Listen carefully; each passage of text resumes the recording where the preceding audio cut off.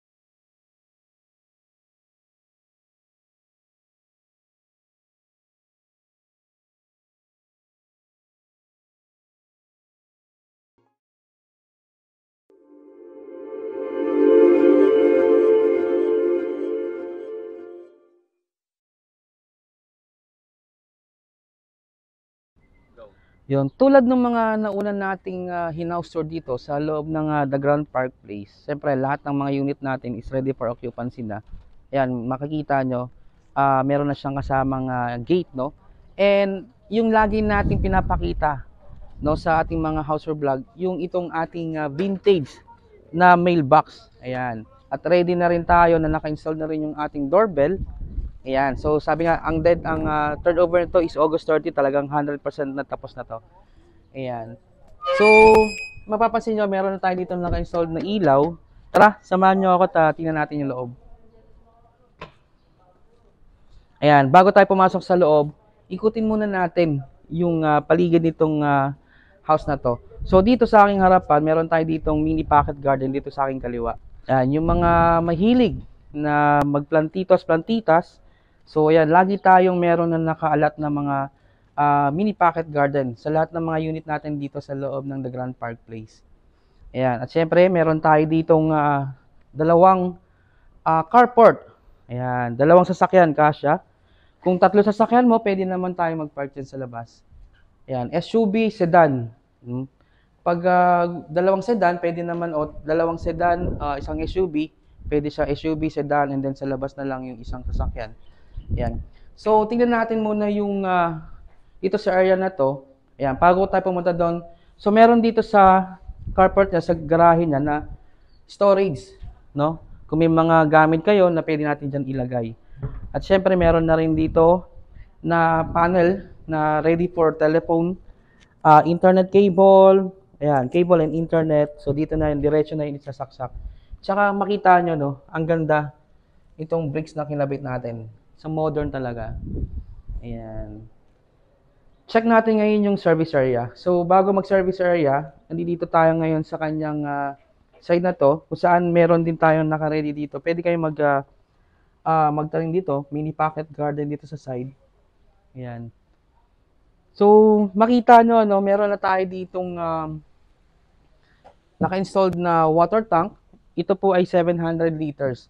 Alam naman natin, di ba, katulad ng mga nauna nating house tour na lahat ng unit natin na ino-offer natin dito ay meron na siyang naka-installed na 700 liters na water tank. Ayan. So, pwede na rin siyang maglagay ng booster pump o yung pressure tank para mas lalong lumakas yung akit ng tubig sa taas. Siyempre, alam naman natin, sometimes minsan nagkakaroon ng shortage sa water, pero at least, di ba, ready na tayo na hindi tayo mangangamba na meron tayong stock na water. So, itong way na to is papunta doon sa service area. Tara. Yan, ito ngayon yung kanyang service area. Kung gusto mo din na gawin tong extension ng inyong dirty kitchen, kung ayaw mo na magluto dun sa loob, pwede naman din dito.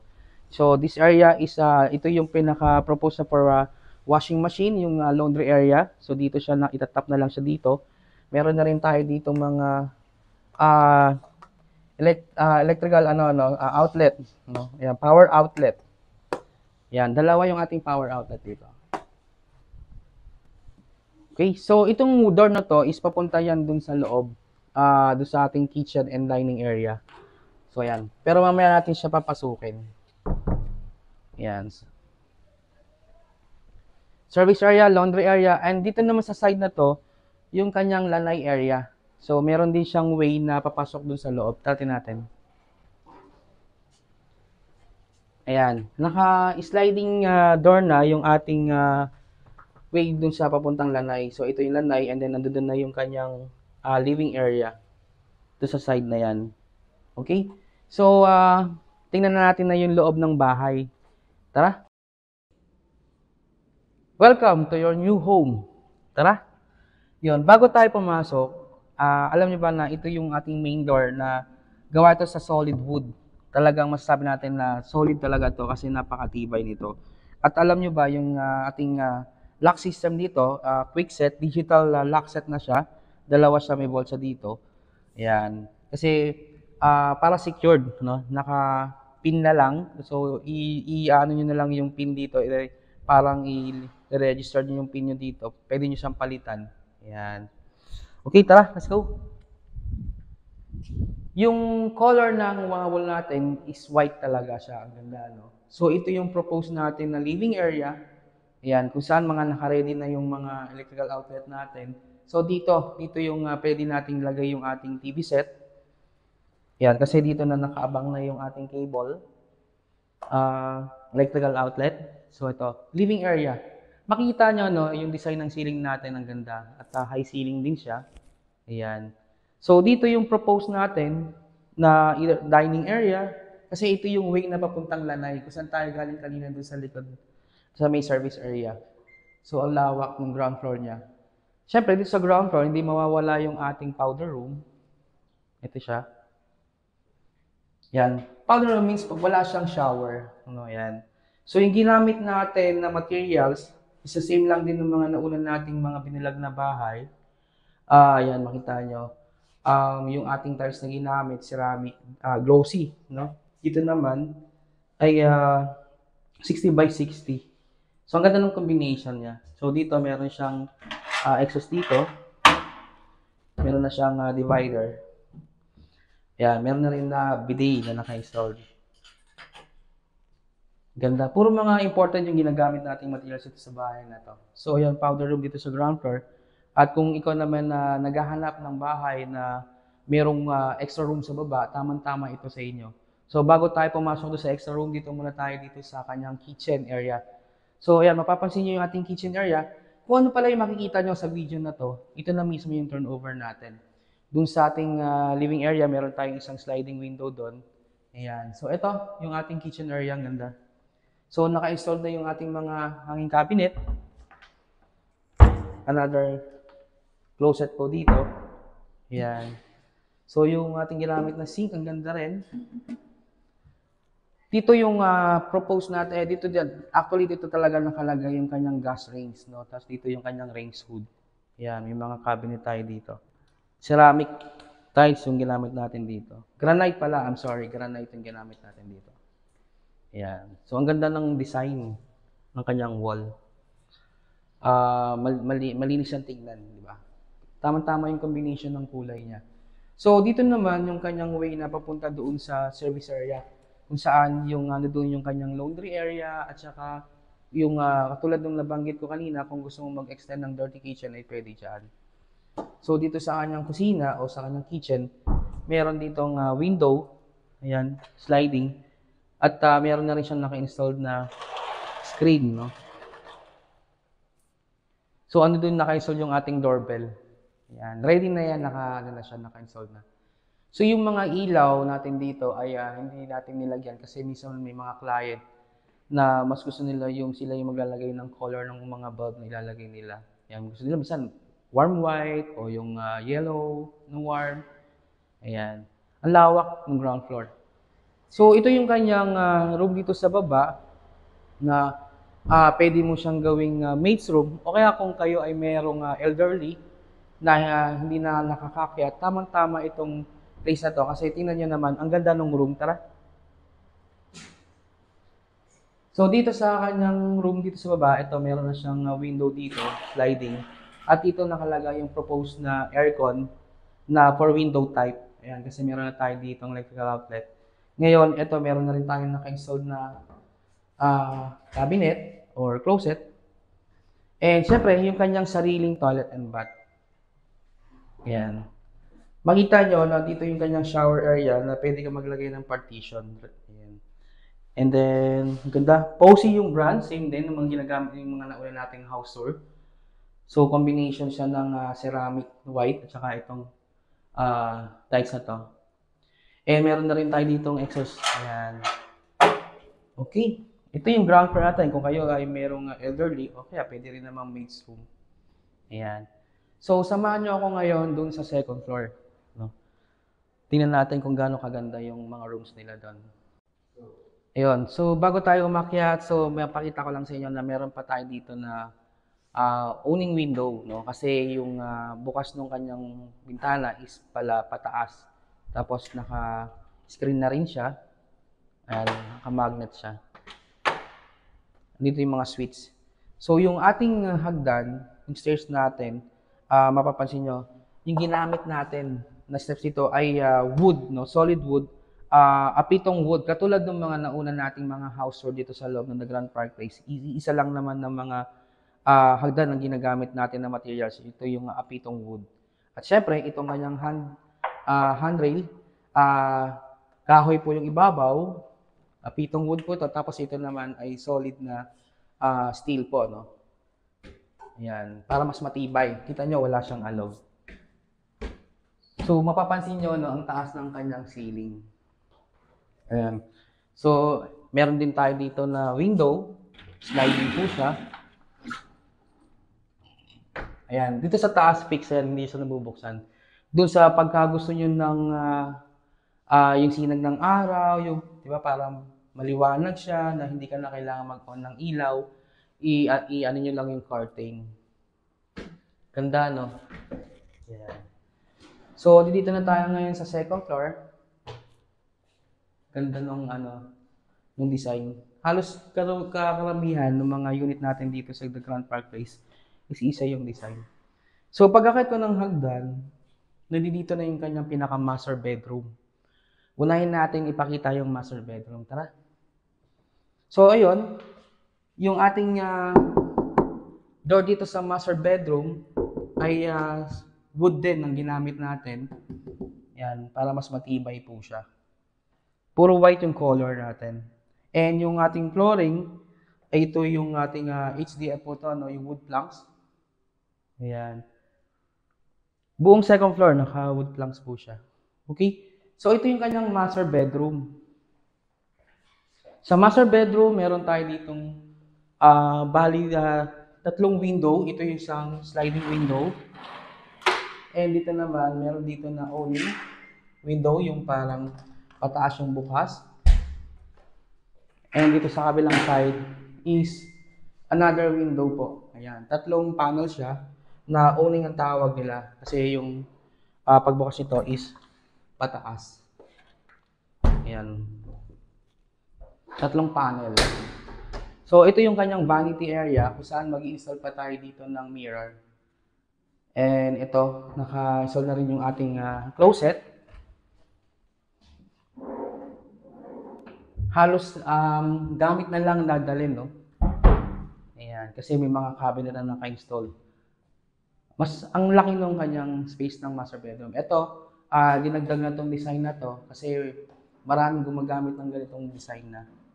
At mapapansin nyo dito, naka-design din yung kanyang wall dito. Ayan, no? So dito sa master bedroom, syempre meron siyang sariling toilet and bath. Ayan. Yung ginamit natin na tiles dito sa ating master bedroom toilet and bath ay gray, no? Gray finish na 60 by 60 yung tiles niya. At naka-enclosure na rin yung kanyang shower area. Na ito po ay glass. Ayan. Katulad ng mga nauna nating mga video. Ayan. Para hindi siya takaw space. Yung pag-open niya is ganyan. Yan. Ceramic din, yung ginamit nating tiles ito, yung glossy. And yung mga brand ng ating mga materials ito, like ito, Cool. And meron na rin tayo ditong bathtub. Karaniwan talaga ng mga unit natin dito sa The Grand Park Place is meron talagang naka-install na bathtub. Ngayon kung ayaw nyo naman po ng bathtub, kasi natatanggal naman po ito. Yan, Posy brand.